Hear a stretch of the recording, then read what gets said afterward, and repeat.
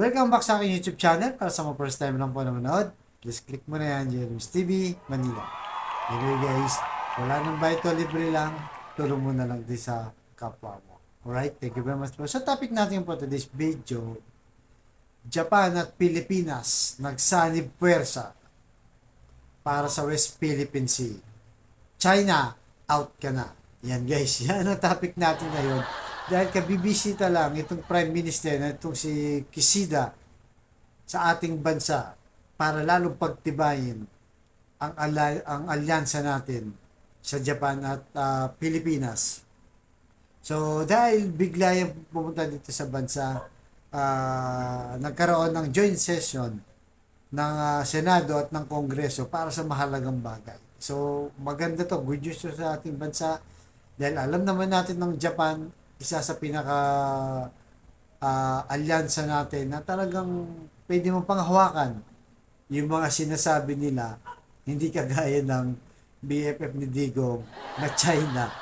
BFF daw, pero hindi rin respeto ang ating bansa at inaagawan pa tayo ng teritoryo. So, bago tayo magsimula guys, panoorin muna natin yung balita sa pagbisita nitong Prime Minister ng Japan. Alright? So, dito guys, pasok!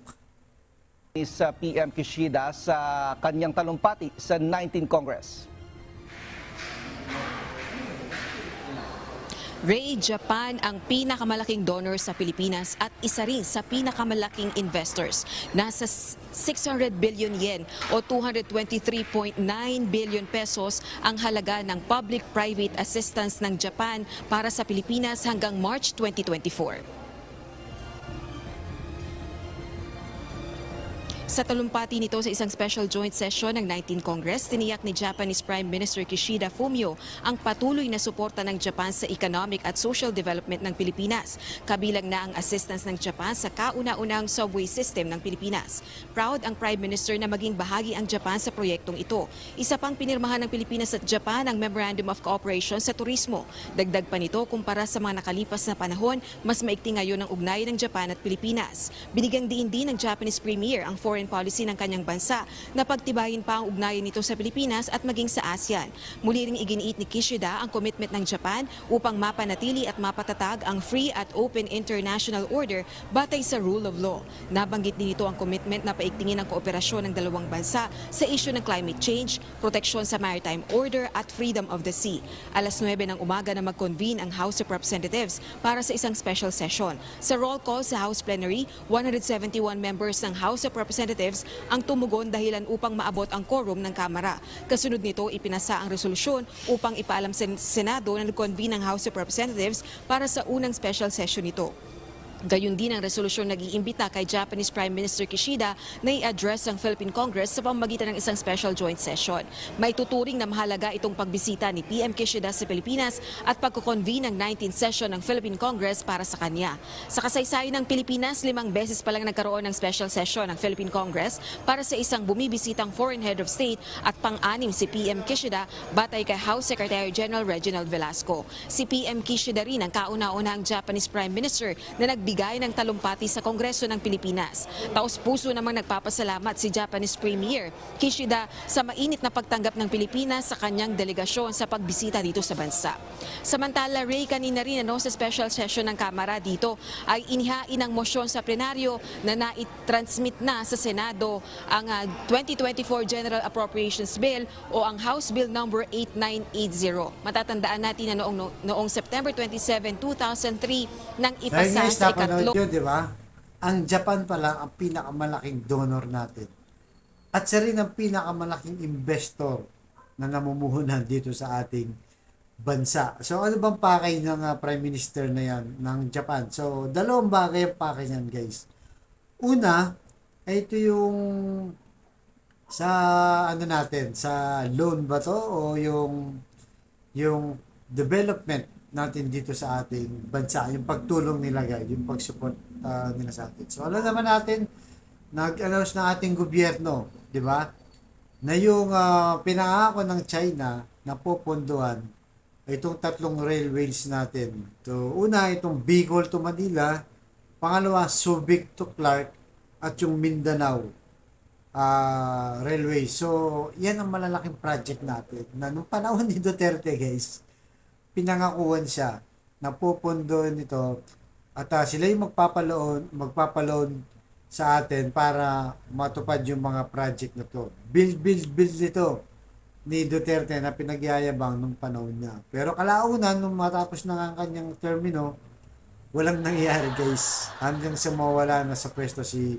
Duterte. So, ibig sabihin, nabudol lang, pinaasa lang si Duterte. Siyempre, nandyan yung Japan. Siguro na, siyempre, nanonood din yun, guys, yung Japan, di ba? Nabalitaan siguro na ang gobyerno natin ayaw na makipag-deal sa China kasi hindi na maayos kausap, di ba? So, bukod dyan, yung West Philippine Sea, pagtitibayin ng relasyon natin ng Japan. Kasi guys, mismong Japan, meron ding pinag-aagawang territory dyan, islands. Kung sa atin, West Philippine Sea, sa kanila, East China Sea, ang kanilang pinag-aagawan. So, ano mangyayari sa Japan? Ay sa China, out na. So, malamig na talaga ang Pilipinas, palayo ng palayo sa China. So, alam naman kasi ng Japan na tanging ang Pilipinas lang ang may Mutual Defense Treaty. Na alam din natin na kaalyado rin yan ng US, ng South Korea, ng Australia, at saka ng European Union. Yun ang mga kaalyado natin na kaalyado rin ng Japan. So, itong bagay na to, sabi sa World News na kinakatakutan din ng China dahil kumikilos na yung Japan ngayon. Hindi lang dito sa ating bansa, guys. Pagkatapos pala nito, bibisita rin sila sa Malaysia, tapos sa Vietnam. So, kung mapansin nyo, guys, yung kirela niya sa West Philippine Sea.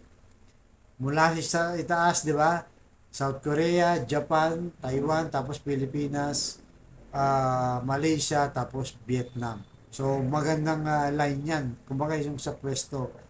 Kaya yung Japan medyo naiirita dito, ay yung China naiirita kasi nga yung Japan kumikilos na kasi alam naman nila bigatin din pagdating sa module na equipment, di ba? So itong Japan na to. So siyempre sa ating bansa, guys, tutulong din to sa development niya, sa ating mga investment, di ba? Sa ating mga business, papasukin din ng Japan yan kasi nga business yan eh.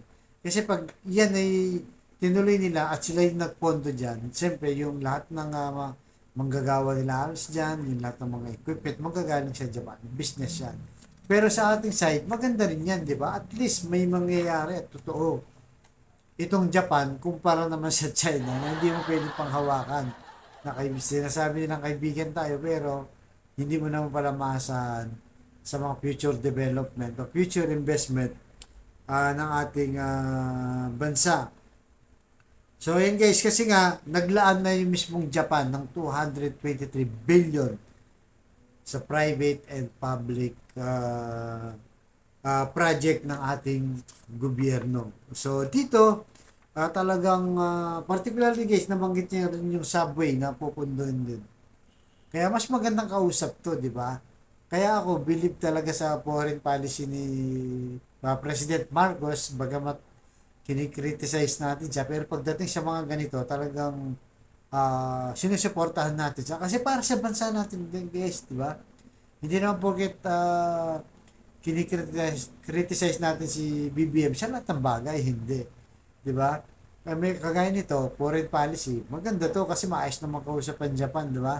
Pag nangako yan, tinutupad talaga. At talagang kaibigan ng turing sila nila sa atin. Hindi kaibigan lang, tapos bubudulin lang.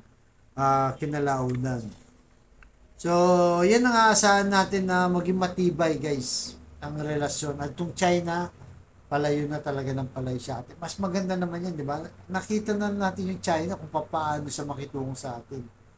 Di ba? Makipagkaibigan si Duterte, wala naman nangyari sa mga pinangako. Nabudol lang talaga din siya. So, bakit ka pakakapit sa mga ganyang kaalyadong bansa, di ba? O friendship daw. Tapos wala naman nangyayari.